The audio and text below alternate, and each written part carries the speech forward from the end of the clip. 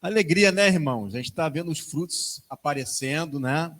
E eu tenho falado que vão aparecer muito mais, porque é promessa de Deus, é o que a gente vem buscando durante muito tempo. Deus está amadurecendo a igreja, né? Deus está amadurecendo no caráter, principalmente no caráter, né? Porque nós não somos apenas cristãos, né, de boca, mas somos praticantes, não é? E eu quero trazer uma mensagem aqui hoje para os irmãos. Aliás, vamos estar orando, tá? Não é que a gente vai orar agora, mas só para lembrar os irmãos que na semana que vem vamos estar lá no Ceará, tá? Vamos estar lá no Ceará, é na outra semana, né? É na semana do dia 23, né? Isso, essa semana agora, a outra, vamos estar no Ceará. Já estejam orando, tá? Porque eu tenho certeza que o Senhor, ele vai... Aliás, na semana que vem mesmo, pastor, porque essa semana já é, não é isso? Já entramos já... não. Né? Vamos estar intercedendo, porque a batalha vai ser grande, mas o Senhor que abriu a porta, né? Ele mesmo disse, a porta que eu abro, ninguém pode fechar. Né? Então, ninguém vai fechar essa porta, e essa guerra, eu creio que já está ganha, em nome de Jesus. Tá? Então, irmãos, vamos falar um pouquinho agora. Eu sei que às vezes você olha assim para o tema, né? Ih, vai lá, vai falar no anticristo de novo. Ó. Ele só fala no anticristo. Né? Vocês olham assim o tema, parece que eu vou ficar focando só em estudo escatológico, né, irmãos? Mas quem vê a mensagem sabe que não é muito bem assim, não. Tá? A gente tem uns estudos que a gente traz assim nos domingos.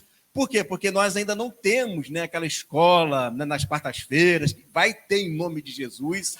Né? Se não for aqui, vai ser lá, né, no nosso novo endereço.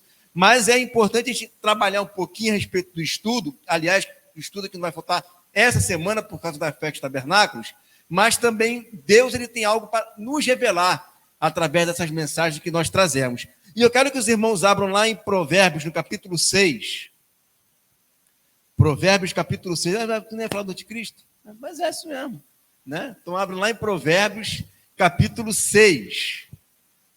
Quero trazer aqui para os irmãos uma mensagem que vai trabalhar o caráter desse camarada. Só que Provérbios, como é um livro de sabedoria, olha como é que ele vai descrever ele e, imediatamente, olha o conselho que ele vai dar. Provérbios, capítulo 6, a partir do versículo 12, vai dizer assim, ó. O homem de Belial, o homem vil, é o que anda com a perversidade na boca, acena com os olhos, arranca com os pés e faz sinais com os dedos.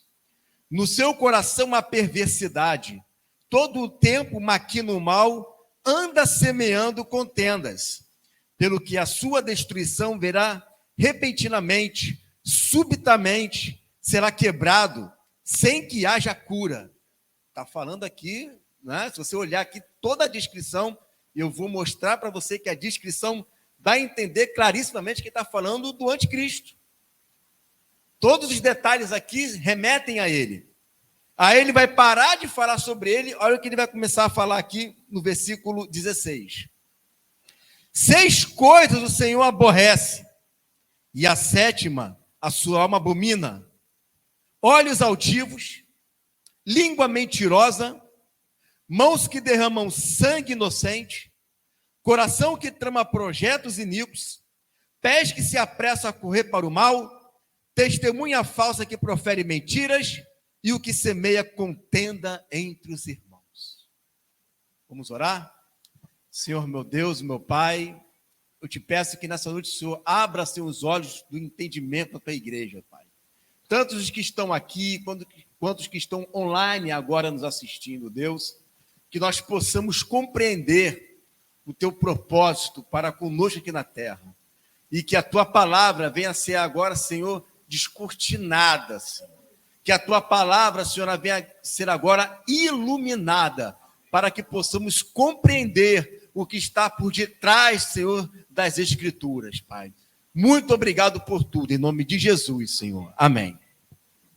Então, veja que ele coloca aqui que esse camarada, o homem Belial, né, o Belial aqui, né, é também escrito isso lá, quando vai falar sobre o anticristo, no profeta Naum, no capítulo 1, versículo 11, vai dizer: de ti saiu um que maquinou o mal contra o Senhor, o conselheiro vil.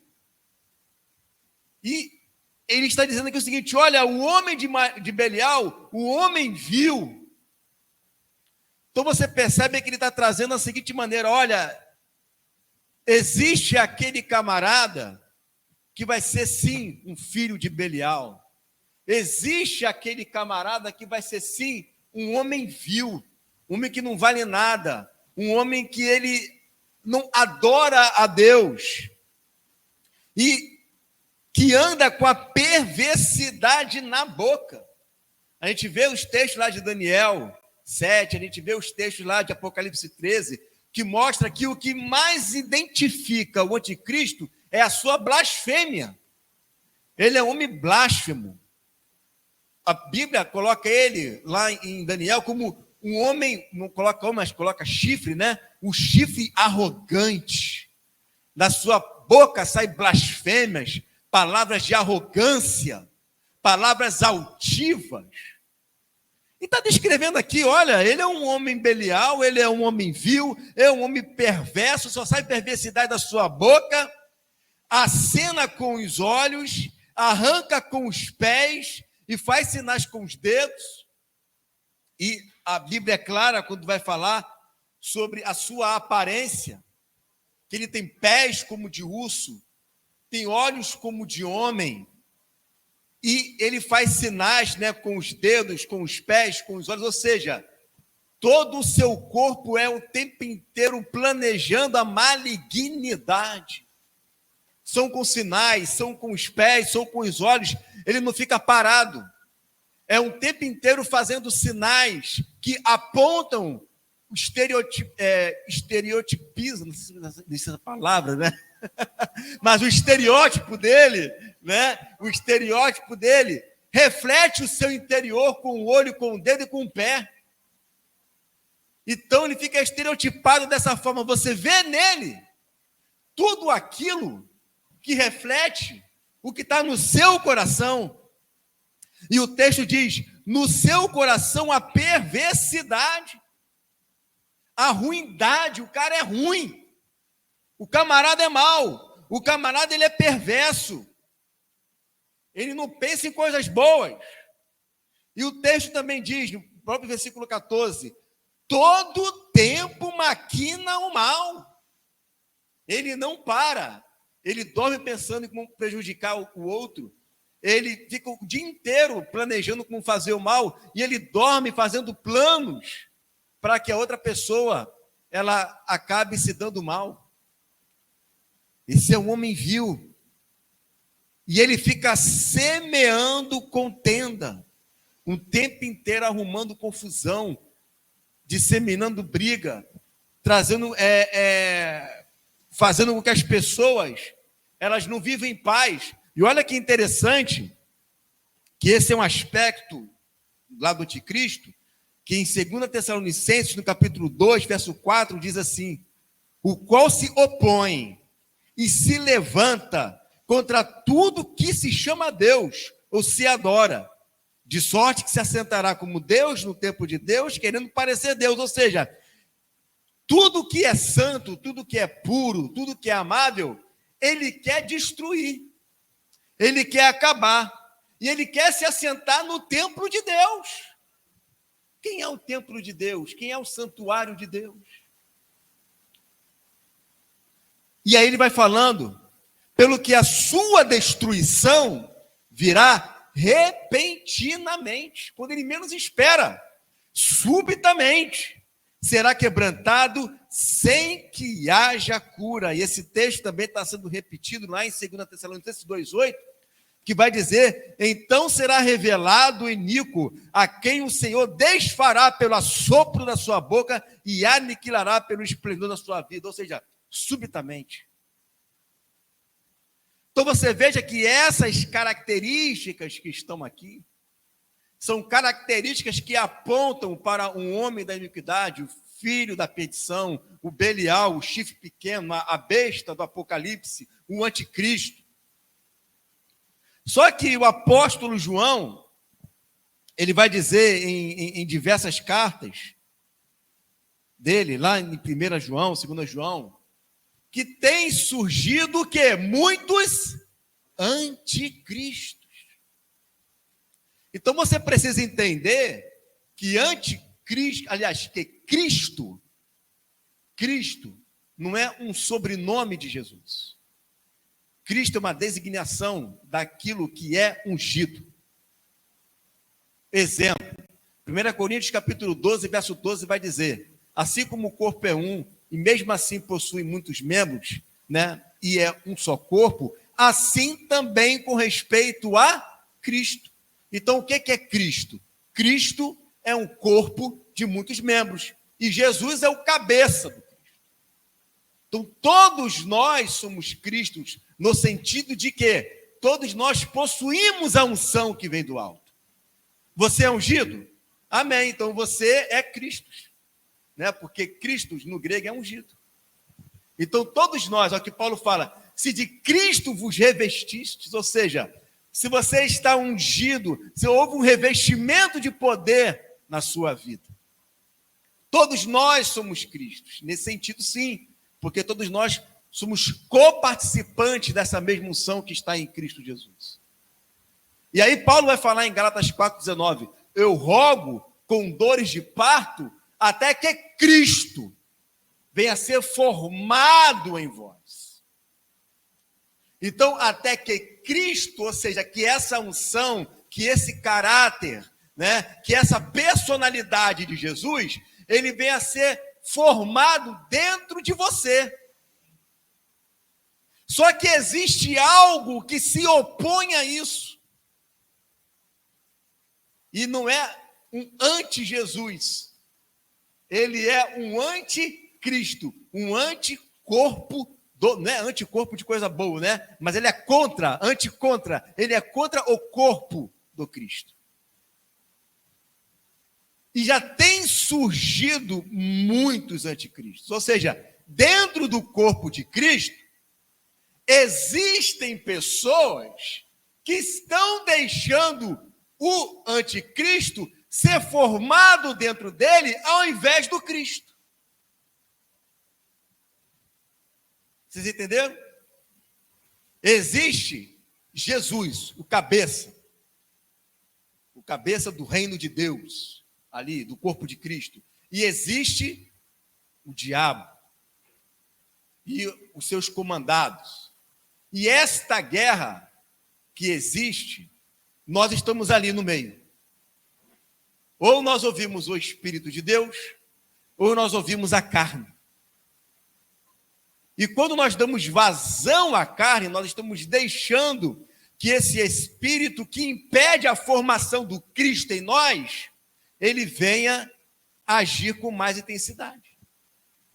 Então ele vai dizer aqui, olha só, quais são as características deste Espírito que Deus, ele odeia. Ele vai falar aqui, ó, no versículo 16, 6 coisas o Senhor aborrece. O que é aborrecer? Ele odeia, ele não quer ver isso. 6 coisas. E isso é um espírito. Lá em 1 João, capítulo 4, verso 3, vai dizer, e todo espírito que não confessa que Jesus Cristo veio em carne não é de Deus, mas esse é o espírito do anticristo. Então isso aqui tem a ver com um espírito, ou seja, com uma essência, com aquilo que torna eu ou ser de Cristo, ou ter características de mim que também me torna um anticristo. Aí depende para quem eu estou me inclinando. E ele fala, 6 coisas aborrece, e a 7ª sua alma abomina. Ele vai dizer, olhos altivos. Os olhos altivos é uma característica do anticristo. Por quê? Quem é o senhor do anticristo? É o diabo. Quem era o diabo? Ele era um anjo. E o que fez o diabo cair? O orgulho, a soberba, olhos altivos. Se existe alguém no corpo de Cristo que é soberbo, que é orgulhoso, que é cheio de ego, essa pessoa está com um espírito do anticristo. Porque o Senhor aborrece pessoas assim. Ele rejeita pessoas assim. Quando a pessoa ela tem um orgulho, aquele coração que não é quebrantado, que não quer dar ouvidos a conselhos, que vai e não quer ouvir a opinião do outro, essa pessoa, ela está, quando Deus olha para ela, quem quer que Deus lembra quando olha para ela? O diabo. Porque essa é a característica do diabo. O orgulho, ele adoece o coração. Ele torna aquela pessoa cega, ela não consegue enxergar os seus erros. Ela não consegue enxergar suas falhas. Ela não consegue enxergar os seus defeitos. Agora, ela consegue enxergar as falhas do outro. Ela consegue ver as falhas do outro. Ela consegue ver tudo que é de errado no outro. Mas os dela, ela não consegue ver.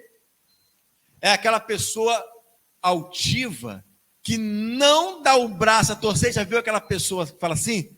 Eu vou provar que eu estou certo. Eu vou provar. Não, a pessoa foi lá, mexeu comigo. Não, por questão de honra, eu tenho que ir lá e provar para aquela pessoa que eu realmente estou certo, é isso, é aquilo, é aquilo outro. Ela não consegue ficar em paz. Há uma necessidade corroendo dentro dela para mostrar que ela é grande, que ela é capaz, que ela pode mesmo. Existem dois caminhos. Se a pessoa vai muito aquém do que se a pessoa é muito aquém do que ela é, eu não sou nada, eu não estou valendo nada, eu sou o pó, eu sou o cinza. Aí já é complexo de inferioridade. Mas se ela vai muito além do que ela é, aí já é soberba. Então o que ela tem que ser? Ela tem que estar no centro da vontade de Deus. Ela tem que estar no equilíbrio do corpo de Cristo, da unção de Cristo. A pessoa soberba, nós temos o exemplo clássico lá de Faraó. Quando a pessoa endurece o coração, já é o auge da soberba. Faraó é comparado também a um dragão, a um anticristo, que se opõe. Esse camarada aí, quem é ele? Que vem com esse pedaço de pau aí, esse cajadinho aí. Olha para mim, eu sou o grande Faraó. Olha os meus títulos. Olha como é que eu sou chamado. Olha como todo mundo respeita e vê esse velho aí.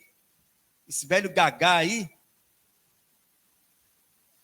A pessoa que é soberba, ela não vê a forma como Deus trabalha, porque Deus usa os pequenos, Deus usa os humildes, Deus usa aqueles que parecem que não são para confundir os que são. O soberbo, ele só olha os meus títulos, olha quantos diplomas eu tenho, olha quantas línguas eu falo, olha os anos que eu tenho de experiência com isso e com aquilo. Deus pegou todos os fariseus e botou no chinelo. Pegou os doutores, os saduceus, os fariseus, os escribas, e chamou quem? Pescadores, publicanos, os pecadores, para ser os seus discípulos. Sabe por quê?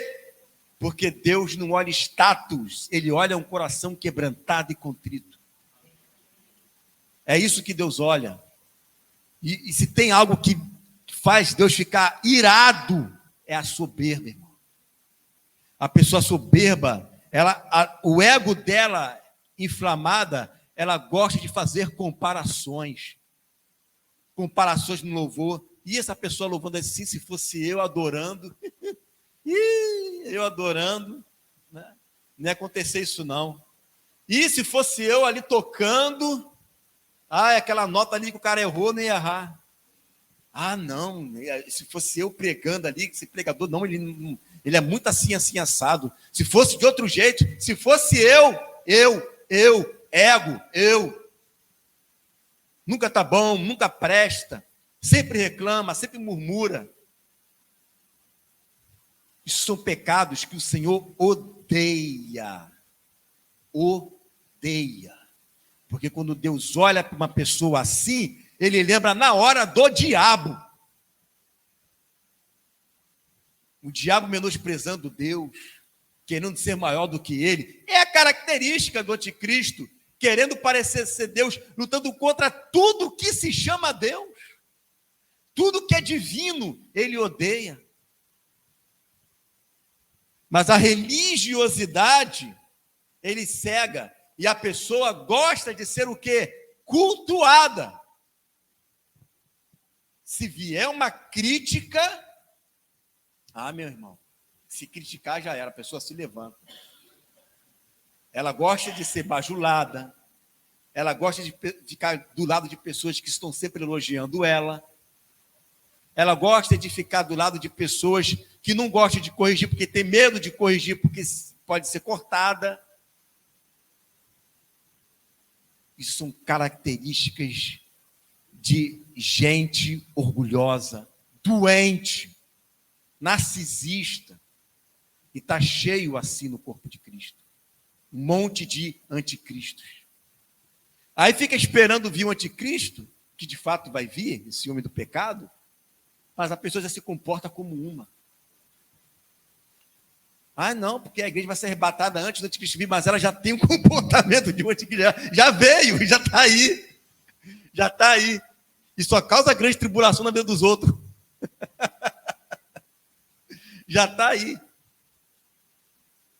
Então a gente precisa entender, irmãos. A gente que gosta de estudar a escatologia, o fim dos tempos, mas nós também precisamos de estudar a nossa alma, o nosso comportamento. Porque a gente pode caminhar para frente e olhar para lá, mas a gente não olha no espelho. Não olhamos quem nós somos. Obrigado, querido. O quanto a gente precisa melhorar. O quanto a gente precisa buscar ao Senhor. Aquele negócio de não conseguir voltar atrás. De não conseguir, ter uma opinião e depois voltar atrás na opinião. Quando a pessoa chega nesse estado, irmão, é estado de soberba, de altivez de espírito. Não quer ouvir ninguém, ninguém presta. Ninguém, sabe aquela pessoa que critica todas as igrejas? Não tem uma igreja que presta. A que presta é que ele não conhece. Para ir lá e dizer alguma coisa. A única igreja da pessoa é falsa humilde. Eu não estou generalizando todo mundo. Mas pede para ele um local, não tem. Ele não conhece. Mas tem no sentido de estatística, mas que ele conhece não tem ninguém. Então, meu irmão, de fato, a pessoa é orgulhosa, soberba. Não é possível que não exista ninguém nesse mundo. Só ele só conhece ele, então. Está igual a Elias. Só eu sobrei como um profeta. Só eu sobrei, só sobrou eu aqui. É esse estado que a gente precisa tomar cuidado. Tem gente que adora criticar a igreja, tudo, uma crítica que não sobra ninguém, só sobra ele.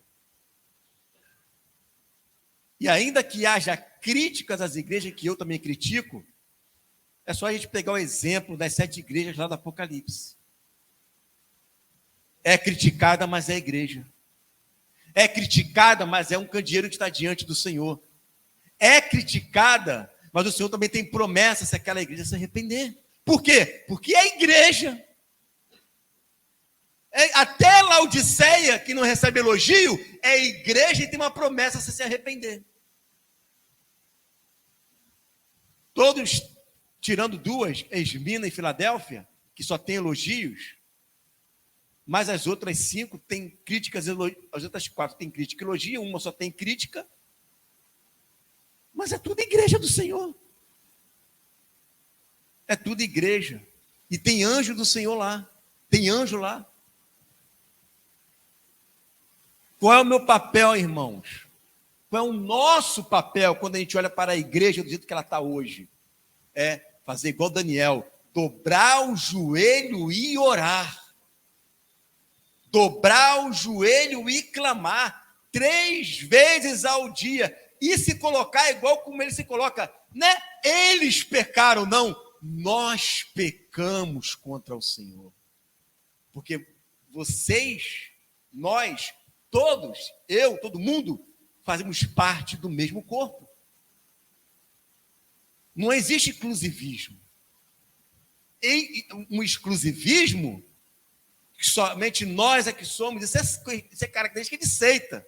Só nós somos certos, só nós somos os bambambam, só nós temos a palavra. Quem não está com a gente está errado. Quem não crê como nós está condenado. Isso é seita, isso é soberba. E Deus odeia os olhos altivos. Não estou dizendo que não existe nada de errado. Existe sim, mas, meu irmão, quem é você e quem sou eu para dizer que aquela pessoa não tem um Espírito Santo? E a maior prova está lá nas igrejas do Apocalipse. Tem o Espírito Santo e tem comportamentos que tolera Jezabel, que tolera doutrinas dos nicolaítas. O que nós estamos falando? Se vocês não se arrependerem, ou seja, ele não falou que não é igreja. Ele falou, vocês são igreja, mas se vocês não se arrependerem, vocês vão ser condenados. Vai ter o nome riscado no livro da vida. Tem juízo, mas não disse que não é igreja. Falou que é. E qual foi a pregação? Foi uma pregação chamando para o arrependimento. O nosso papel é fazer igual o papel de João Batista. Arrependei-vos. Arrependei-vos. Por que quem está mandando a gente se arrepender? Porque tem chance de se arrepender. É lógica, a equação é lógica. Tem chance de se arrepender.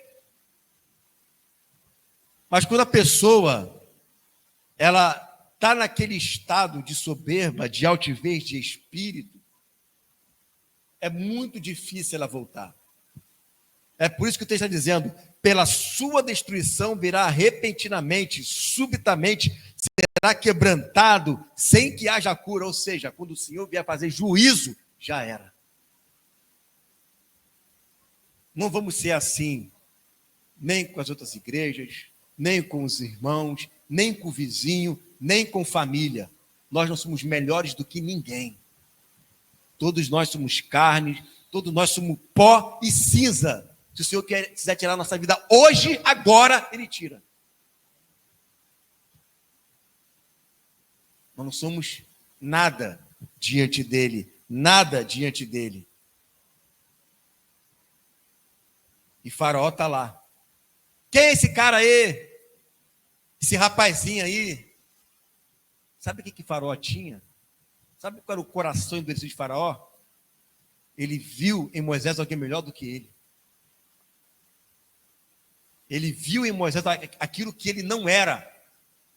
Por isso que quanto mais Moisés, Deus o usava, mais inveja ele tinha. Tenta fazer o mesmo poder que ele faz. Tenta fazer o mesmo milagre que ele faz. Tenta fazer igual. Ele queria ser igual a Moisés. Só que, ao invés de se submeter ao Deus de Moisés, qual era a reação de uma pessoa orgulhosa? Ele oprimia mais, perseguia mais, porque ele era cego, um coração endurecido pelo ego, doente. Ele era doente.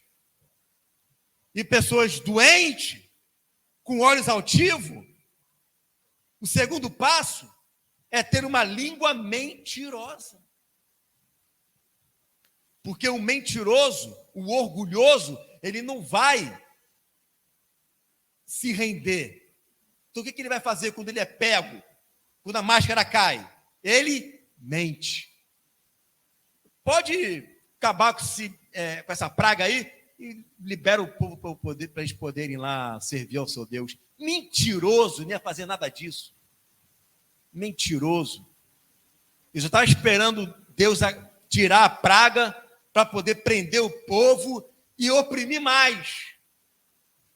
E oprimir mais. Língua mentirosa. Eu não, imagina, eu sou um santo, jamais já fiz com você. Eu falei mal de você, menina, se eu falei, me desculpa. Se eu falei, me desculpa, não foi a minha intenção. Foi sim. A boca não sabe mexer na palavra sozinha. Sabe por quê? Pelo seu livre-arbítrio você escolheu falar. Só que foi pego. A máscara caiu. O que a pessoa faz? Eu não me lembro de ter falado nada disso, não me lembro. Língua mentirosa. Confessa logo. Eu falei mesmo, me perdoa. Eu agi errado. Na minha imaturidade eu agi assim. Me perdoa. E vamos embora para frente. 70 vezes 7. E eu vou procurar não agir mais assim. E vou tentar recuperar a confiança que eu perdi. Não é mais bonito? Não é mais sincero? Não demonstra uma pessoa que se arrependeu? Mas não, fica tentando dar jeitinho, para não ficar mal na situação. Irmão, errou, confessa. Confessa por quê? Porque se não confessar, vai acontecer o que Tiago fala. Tiago diz, confessai os vossos pecados uns aos outros, para que serás o quê? Sarado. Por quê? Porque a pessoa está doente. Doente. Ela não expressa os seus erros. O orgulho não deixa. A soberba não deixa. Vai lá e fala mesmo, irmão. Ó, meu erro é esse aqui, eu não sou melhor do que ninguém, eu pequei nisso daqui. E vamos embora. Ninguém é perfeito, não. Todo mundo erra. Todo mundo peca. O que não pode é esconder, igual a Acã, ficar escondendo o pecado.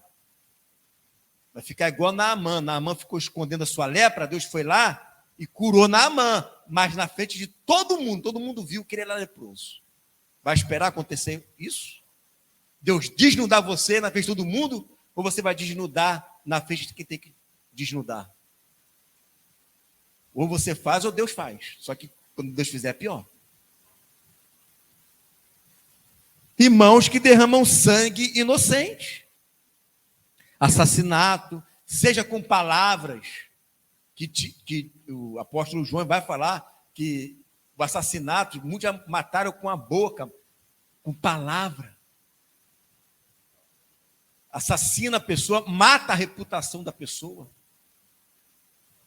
O orgulhoso não está preocupado com o outro, não, meu irmão.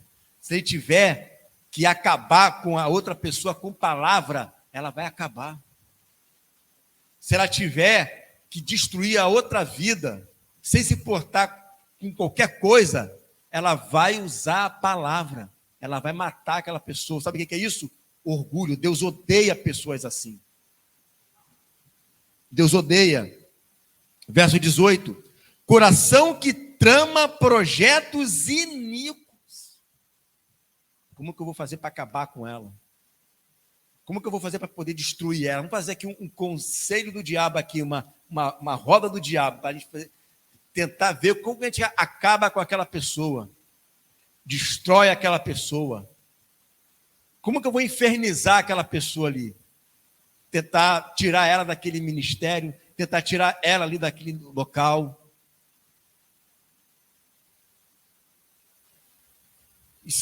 Às vezes a gente vive numa ambiência, irmãos, ou a gente tem um caráter tão bom, a gente acha que é impossível disso acontecer. É que a nossa realidade, muitas das vezes, de pureza, né, de amor, de família, nos impede de enxergar que nas igrejas aí fora tem um monte de gente assim mesmo, com maldade mesmo. Eu mesmo já congreguei em um local que eu fui ensinar para um grupo de irmãos ali, porque o professor tinha faltado. Isso foi aqui em São Gonçalo, tempinho atrás já. Era assim, escola dominical, aí tinha um grupo, eu dava aula para esse grupo, tinha um outro grupo, tinha esse professor. E aí, nesse domingo, ele faltou. O que fizeram lá? Junta as duas turmas, o pastor Igor vai dar aula para ele. O pastor Igor não, né? Nem é pastor. Meu irmão Igor, né? Vai dar aula lá para os irmãos. E eu dei a aula normalmente. Falei sobre a comunhão, sobre o corpo de Cristo, sobre a ceia, porque fazia parte do currículo. No domingo seguinte, os irmãos não foram lá ver ele, não foi todo mundo da minha aula. Para que isso aconteceu, irmão? Para que isso aconteceu? E aí começou a vir inveja, a vir perseguição, até que chegou um dia, né, que ele me viu correndo na rua, né, e eu estava de short de corrida. Né? Nada demais, mas vou correr com a comprida.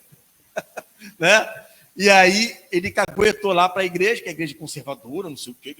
Não, nós ficamos sabendo que você andou sem ordem e decência na rua, então você não vai dar mais aula aqui, né? Que tem que ser exemplo.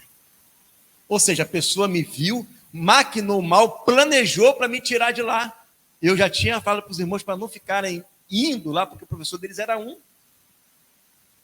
Eu não fiquei abalado com isso, porque eu com essa palavra eu sei que isso acontece mesmo.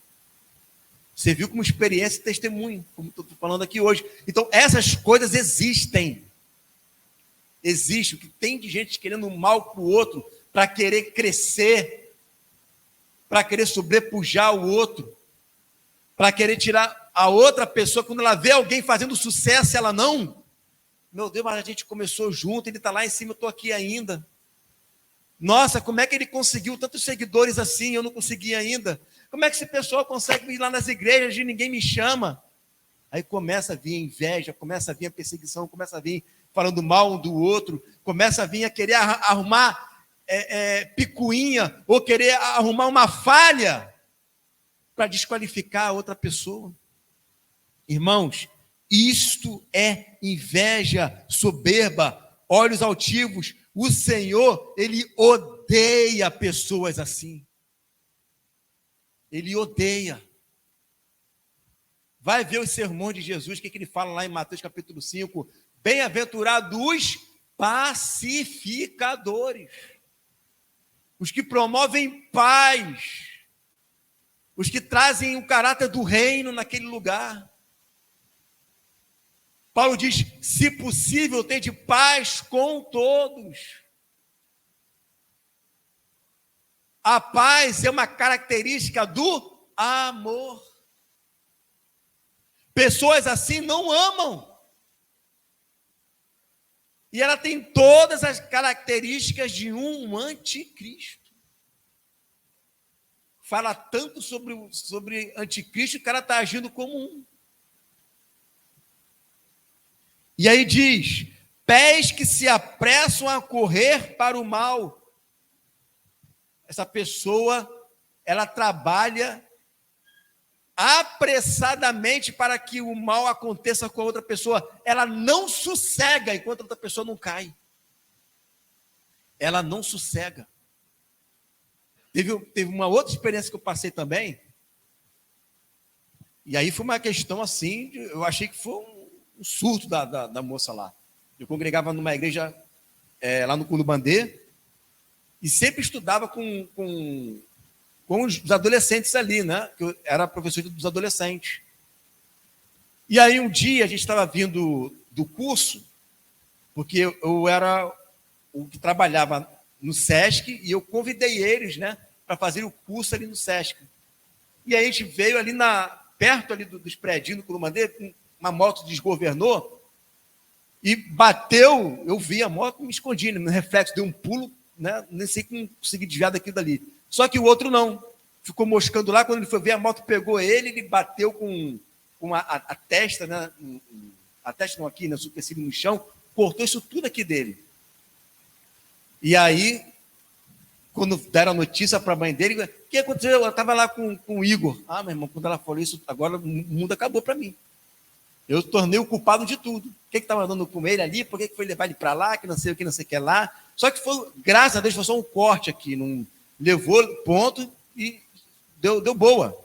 Né? Ficou para sempre aquela marca. E até hoje eu olho a foto dele e vejo aquela marca ali. Né? Ficou marcado para sempre ali. Aí ela começou a tentar falar mal de mim para a minha liderança. Né? Porque ele, não sei o quê. Aí teve um dia que o meu líder falou para ela assim, para de falar mal dele. De vir aqui ficar na minha frente, de vir aqui ficar tentando queimar o filme dele, não fez nada de errado. Então, existem pessoas, sim, que se deixar, elas querem acabar com o nosso ministério. Elas querem acabar com a gente. E estava lá como obreira, adorando, ceia e falando mal do outro, tentando acabar com o outro, tentando me tirar de ser professor ali. É porque esse líder me conhece desde que eu tinha 16 anos de idade. Ele conhece o meu caráter.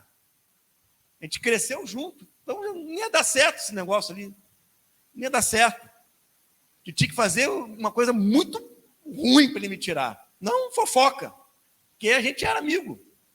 Mas para você ver que existem pessoas dentro do corpo de Cristo que querem ver o mal do outro. Estou trazendo essa palavra, tem os irmãos aqui, tem irmãos online, mas eu quero que você entenda que tudo que eu tenho falado aqui é porque nós vamos praticar esse amor e paciência com os que estão chegando aqui. Vão chegar pessoas e você tem que estar blindado com a verdade. Quando vier alguém falar mal de alguém, já corta logo, irmão, já corta logo. Já corta. Faz igual o que Jesus falou lá em Mateus capítulo 18. Né? Se você vê alguma pessoa vir pecar e tal, você quer corrigir aquela pessoa, conversa com ela vocês só. Se ganhou essa pessoa, amém. Se essa pessoa não foi ganha, leva 2 testemunhas, 2 ou 3, mas não vai fazer fofoca, não vai espalhar. E se não der certo, aí você leva a liderança da igreja. E se aí não der certo, aí todo mundo considera ela como um publicano pecador. Mas o nosso intuito não é de queimar a pessoa, é de ganhar a pessoa. É de ganhar aquele filho de Deus. Quantas vezes eu já vi nas igrejas, irmão, pessoas que não ceavam, não se via, aliás, não queria ver o olho um do outro, olhando no rosto do outro, mas na parte de baixo da igreja ceava e na outra ficava na parte de cima para não se ver, mas ceavam. Eu já vi isso acontecer. É porque um está no primeiro andar, o outro está no segundo, para não se encontrarem. Mas ficava tomando ceia, que é o símbolo da comunhão. Isso está errado. Isso está errado. Isso é ego, orgulho. É mais fácil a pessoa não olhar, não bater de frente com ela, do que chegar e encarar a verdade e acertar as contas. Está em débito do mundo espiritual. Não adianta tomar ceia, não. Não adianta sair de igreja, não. A pessoa acha que eu vou sair daqui, que eu não gosto de fulano, vou para outro lugar. Vai ficar em débito espiritual até resolver. Até resolver. Isso aqui na empresa, né, que você vai lá, pede demissão e leva o currículo para outro lugar. Isso aqui é corpo de Cristo. Corpo de Cristo depende da denominação. É noiva do Senhor. Tem que acertar as arestas aí. Quando a pessoa não perdoa, quando a pessoa não quer olhar no olho do outro, quando a pessoa ela quer ver o fim do outro, isso é a característica de uma pessoa orgulhosa, altiva, soberba. E pessoas orgulhosas, altivas, soberba, Deus mesmo vai fazer que essa pessoa caia. Deus mesmo. Porque Deus odeia esse tipo de gente. Odeia esse tipo de pecado. Deus ama a pessoa, Deus odeia o pecado. Aí verso 19.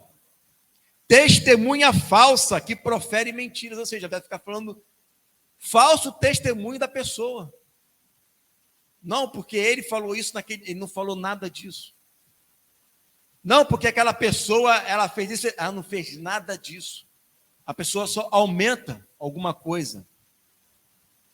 A pessoa ela procura, né, montar uma narrativa para poder prejudicar a outra.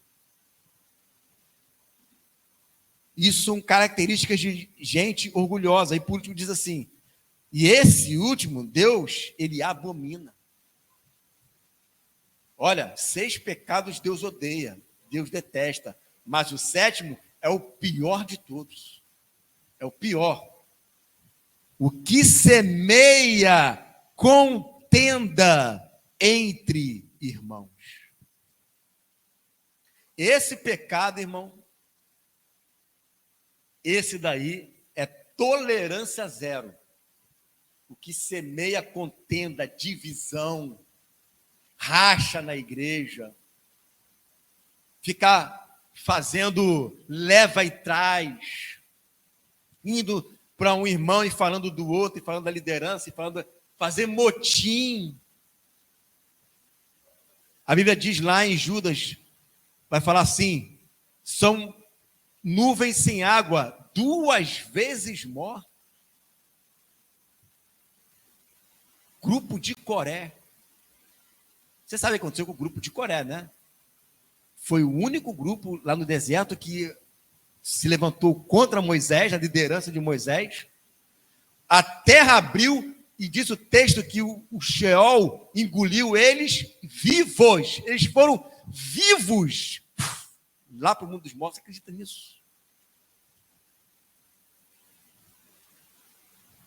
como testemunho de pessoas que vivem criando contenda na igreja, briga na igreja, irmão contra irmão.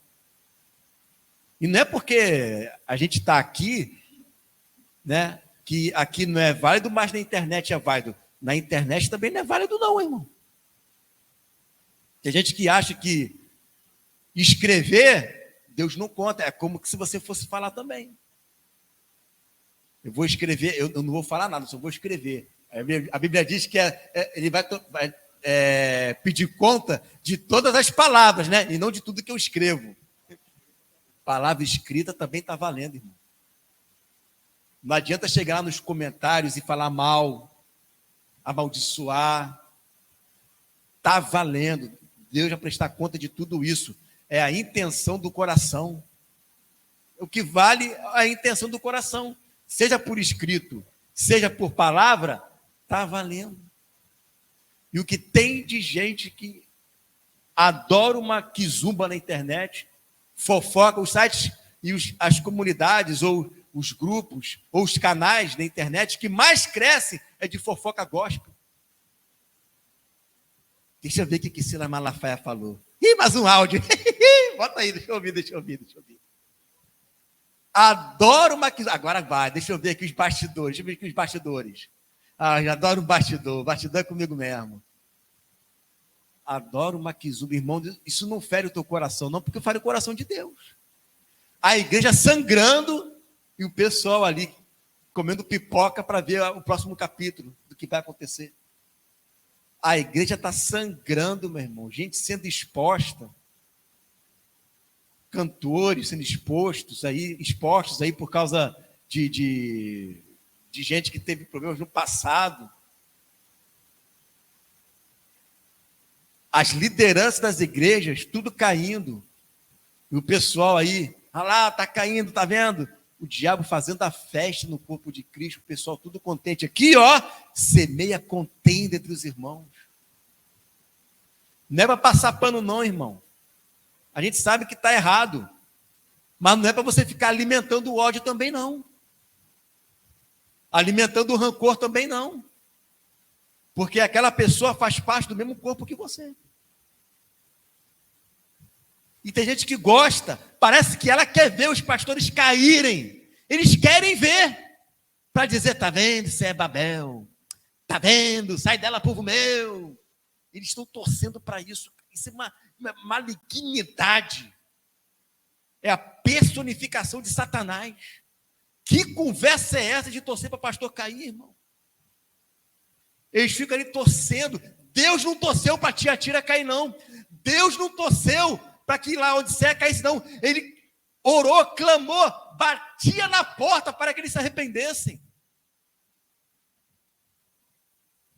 Esse é o nosso papel, é orar. Como que você vai querer avivamento se a gente não tem nem amor com os nossos irmãos em Cristo? Paulo falou, olha, se eu pudesse, me tornava um anátema, um amaldiçoado, para salvar os meus irmãos que estão na cegueira. Moisés disse, Senhor, tira o meu nome do livro, mas salvo esse povo. Olha o amor que eles tinham pelo povo de Deus. E a gente se acha o melhor de que todo mundo, porque tem uma revelação aqui, porque tem uma palavrinha aqui, porque tem uma visão aqui.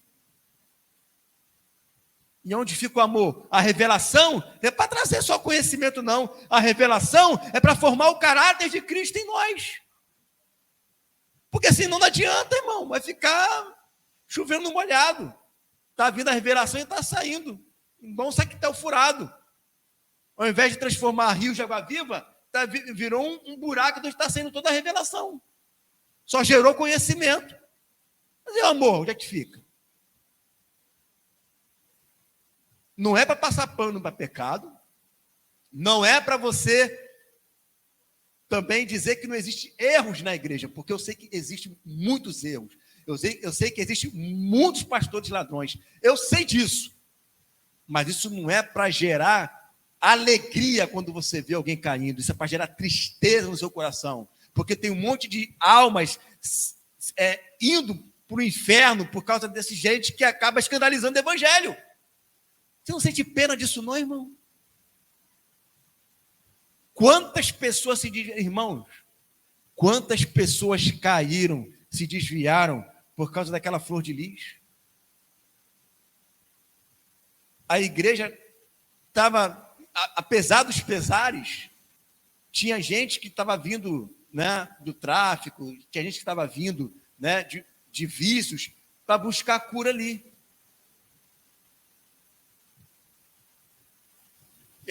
É alegria para mim, então, ela cair? É motivo de dar, né, brados de vitória? Foi uma derrota para o corpo de Cristo. Porque houve escândalos, Jesus falou: ai daqueles que causam escândalo para os meus pequeninos, melhor fora tivesse nem nascido. Melhor fora colocar uma mó, né, no pescoço e se lançar nas águas. É melhor. Para você ver como é que Deus ele olha esse tipo de comportamento. Causar escândalo faz perder filhos de Deus, irmãos. Como é que a gente pode ficar contente com isso? Eu tenho certeza que se Daniel estivesse vivo, Jeremias estivesse vivo, Paulo estivesse vivo, eles não estariam querendo saber quais eram as últimas notícias gospel para poder ficar se alegrando e fazendo fofoca, não, ficar nos comentários lá, falando mal de pastor. Eles iriam dobrar o joelho e orar e chorar, igual fez Jeremias com o povo, igual fez Daniel, igual fez Paulo, igual fez Jesus. Quando o Israel ele estava negando a Jesus, o que ele fez? Chorou. Ó, Jerusalém, Jerusalém, quantas vezes eu quis colocar vocês debaixo das minhas asas, mas vocês não quiseste. Esse é um sentimento de um profeta. É pano de saco na cabeça. É pano de saco, irmãos. É tristeza. Jesus falou que é necessário que venham os escândalos. Jesus disse que viriam falsos profetas. Jesus falou tudo isso. Mas Jesus falou também que os nossos sentimentos temos que foi Paulo quem disse, né? Tem que ser os mesmos de Cristo Jesus. Qual era o sentimento de Jesus? Era de causar contenda? Era de causar divisão? Era de botar lenha na fogueira? Claro que não. Era para restaurar todas as coisas, irmãos. E outra coisa, quando Jesus ele vai lá no templo e vai lá com Azorrague lá, e quando ele fala com os fariseus em Mateus 23, você pode ter a plena convicção que por mais irado que Jesus estivesse, ele estava fazendo isso em amor. Ele não está fazendo isso na base do ódio, da raiva, para descontar. Ele, com certeza, está fazendo isso na base do amor. A pergunta é, quando a gente fica indignado com alguma coisa, a gente fala ou escreve na base do amor ou na base das emoções da alma? Para querer ganhar aquela pessoa. Então, nós precisamos ser uma igreja diferenciada. Se a gente quer restaurar a verdade, vamos primeiro restaurar a nossa alma à semelhança do nosso Criador. Restaurar os nossos sentimentos. Porque o coração do homem, a alma do homem, é ligeiramente corrupta. Não dá brecha para a carne, não. Uma coisa pequenininha pode desencadear num problema muito grande. Vamos ter domínio próprio. Vamos ter mansidão. Vamos esperar em Deus a resposta. E vamos orar. Irmãos, a resposta é tão óbvia. O que Jesus iria fazer numa situação como essa? Ele já deu toda a planta. É só fazer o que Jesus mandou fazer. Orai pelos que vos maltratam, pelos que vos perseguem. Fazer o bem aos que vos odeiam. Falem bem dos que falam mal de você. Abençoe os que vos amaldiçoam. Já tá. O que tem de novidade nisso aqui? Não tem novidade nenhuma. É só fazer o que Jesus mandou fazer e está tudo certo. É só amar. Mas as pessoas preferem a briga, a discussão, é a reclamação, é a murmuração, porque é o caminho mais fácil, porque o nosso ego, a nossa alma gosta disso, nossa carne gosta disso. Só que isso vai fazer perecer no deserto. Isso não vai salvar ninguém. Isso vai arriscar o nome do livro da vida. Então, o meu desejo aqui é primeiro preparar você para as coisas que vão vir, porque Deus vai trazer almas para cá. almas saudáveis, mas também almas doentes. E a gente precisa, em amor, orientar elas nessa palavra. Olha, não é por aí, eu sei que a pessoa fez algo de errado, eu sei que ela não fez assim, vamos lá conversar, vamos juntar nós aqui, vamos clamar ao Senhor para apaziguar a situação e vamos caminhar junto. Se tiver que pedir perdão, peça perdão. Vamos embora.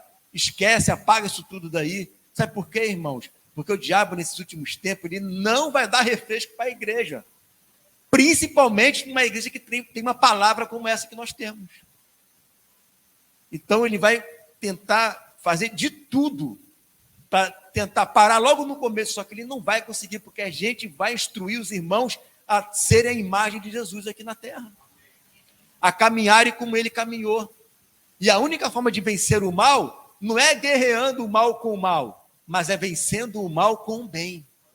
É amando, é perdoando, é olhando as fraquezas da igreja e chorar pelas fraquezas da igreja, não rir e não apontar o dedo, mas sermos pessoas que nos colocamos na posição do outro, tendo empatia com o outro. E eu acredito que fazendo isso, nós não teremos nada de anticristo, mas nós teremos muito do Cristo. Nós não seremos os muitos anticristos, mas nós seremos vários Cristos andando aqui na terra.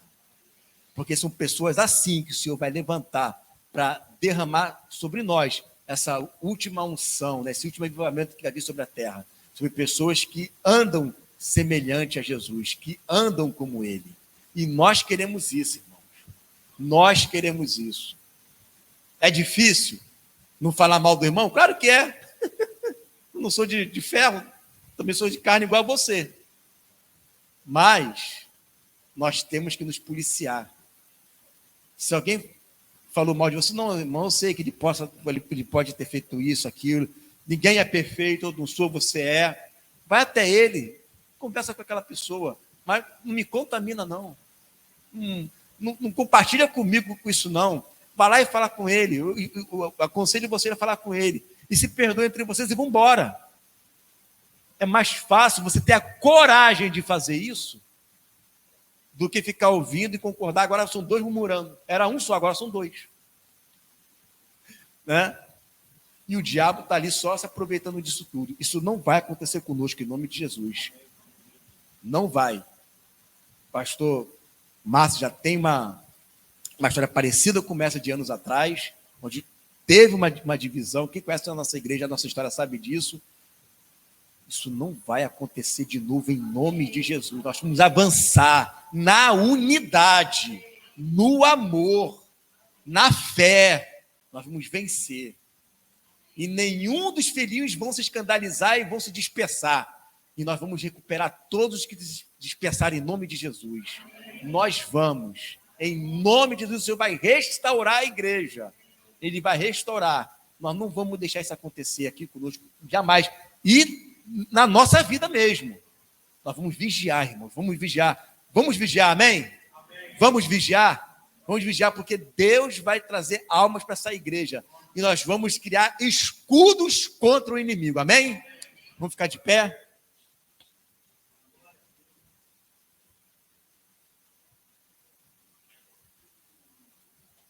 Essa palavra, irmãos, eu sei que não é aquela palavra, né, que de bênção, de vitória. Irmãos, isso é uma grande vitória, não deixar que o inimigo crie um racho no nosso meio. Isso é uma grande vitória, você policiar o seu coração, policiar a sua alma, porque o que importa aqui agora, a mensagem de hoje, irmãos, é para nós cuidarmos da nossa alma. Eu estou vendo essa semana o que está acontecendo.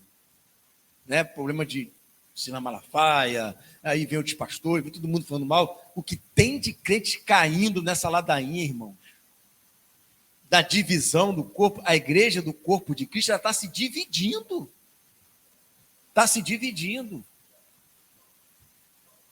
Eu não tenho um poder para poder falar para milhões de pessoas, mas a quem alcança eu vou falar, irmãos, não caia nessa, vamos orar pela igreja. Vamos orar pelo corpo de Cristo. Ninguém é melhor do que ninguém. Tem erros, mas o nosso papel não é ficar acusando.